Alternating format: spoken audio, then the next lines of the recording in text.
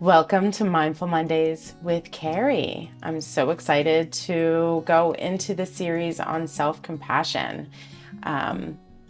Please note throughout this series, if anything comes up for you that you feel like you might want to partner along your journey, please reach out to me for a consultation, for coaching or therapy.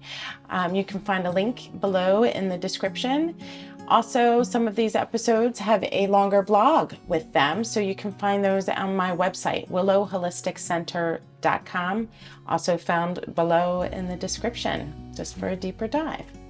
All right, so today we are getting into why we resist self-compassion. So I think that in modern society, we really put a lot of emphasis on attributes such as strength and drive and success. And some might feel like self-compassion is actually a sign of weakness or maybe self-indulgence. So many resistances to self-care and self-compassion, right? This fear of being selfish. All right, so let's get into some of these resistances, okay? One is that it might be corny or cheesy, okay? Well, actually, compassion takes a lot of courage and wisdom. If you think about it, if we are expressing compassion to somebody who is drowning in a river, okay? If I don't have courage, but I have a lot of wisdom, well, that's not really going to be very helpful to the person who's drowning. If I jump in to save this drowning person and realize, oh crap, I don't know how to swim, right? That's not going to be effective either. So we need this balance of courage as well as wisdom to offer compassion to other people and ourselves. So, do you have courage to be a little cheesy sometimes, right? There's also different ways we can say it, like when I journal to myself, or if I'm offering myself compassion, I can get my cheese on, right? So I love to hug myself. I might even, put my hand on my forehead. I love my head being rubbed. I find that very regulating, very soothing to my nervous system, right? And I might say something like, oh, sweetheart, or when I journal to myself, I might say, dear one, right? But that might not suit you, right? So you might want to use other kinds of language that does. So finding what works for you. As I offer in all of the things that I teach, you need to tweak and adjust the dials until you find that perfect harmony for yourself, right? So if embracing yourself is too cheesy, perhaps like a little tap, like, good job, maybe that works for you, right? So find what works for you. Okay, I alluded to the other one already. Is it going to make me selfish? I don't want to be self-indulgent, right? Well, actually, self-compassion, having compassion for ourselves, actually expands our ability to be compassionate towards others. Okay, now, certainly people can be compassionate towards others and their own worst enemy. I was definitely there myself. But it further expands it when we're able to be compassionate with ourselves. When we're open-hearted with ourselves, it also brings us closer to people. When I'm critical of myself, when I'm beating myself up, I isolate myself. I shut down, right? I have a narrower focus. I'm not open to the possibility, right? So when we're open-hearted with ourselves, we're actually closer and more accepting of others, okay? Not selfish at all. Another aspect of why people might resist self-compassion is that of trauma. Okay, so probably 50% of us have experienced trauma, whether it be early in childhood or at some point in our lives. So when the self-compassion, kindness practices stem from the caring part of our brain. We're going to get into the brain in a further episode. But there's this caring part of our brain, and that's where self-compassion lives, right? And oftentimes when the trauma occurs, especially in childhood, the trauma is anchored with that caring that we're supposed to receive in our childhood. So when we're accessing that caring kindness towards ourselves, it might actually trigger off this fear, and also perhaps grieving and a sadness. When I can embrace myself and hold compassion for myself, there might be this grief and sadness that it wasn't there in my youth or at different parts in my life, right? So that can trigger that off in your nervous system. Okay, so sometimes when you're, especially at the beginning, it might actually trigger a discomfort, right? And we don't like discomfort, so you might just push it like, oh, that just doesn't work for me.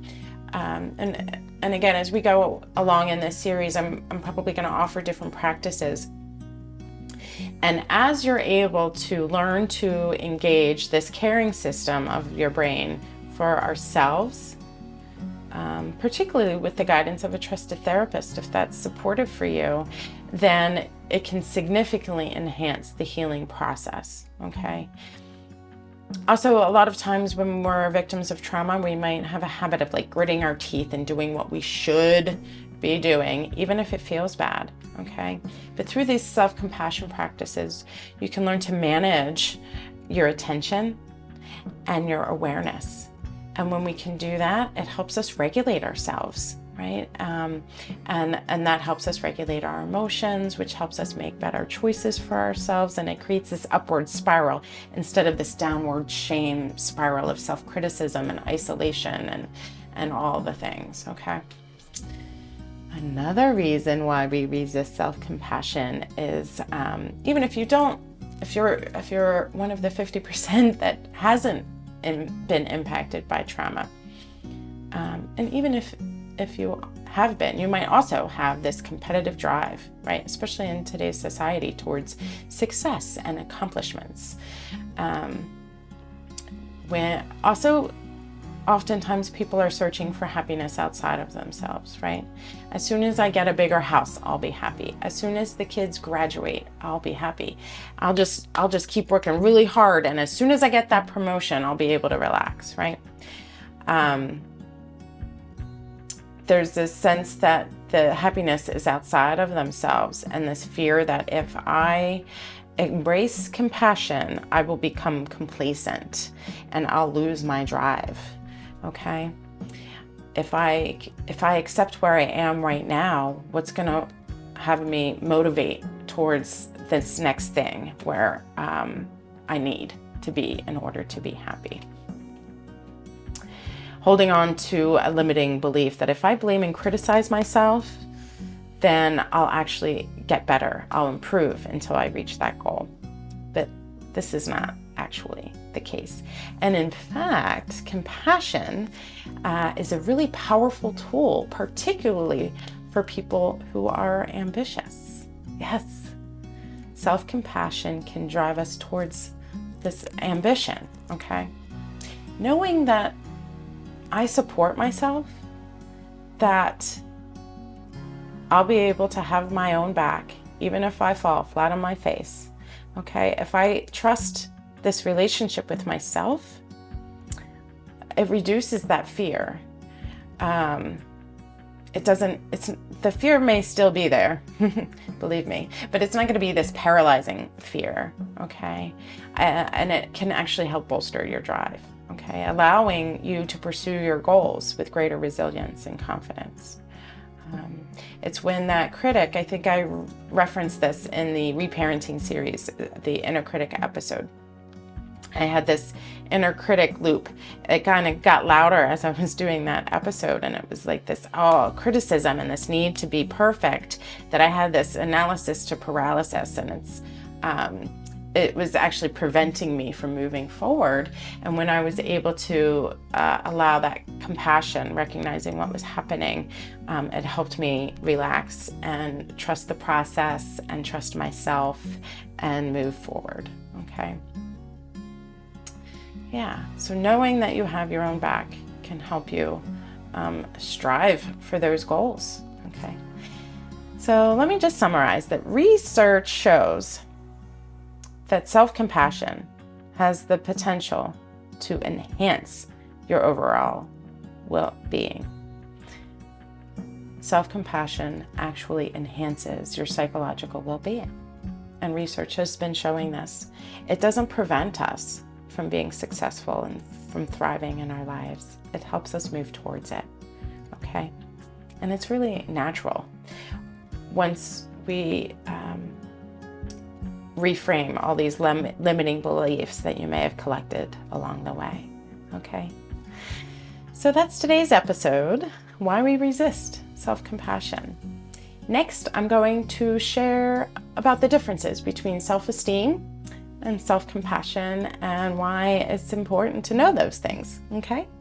So, thank you so much, and I hope you have a mindful day.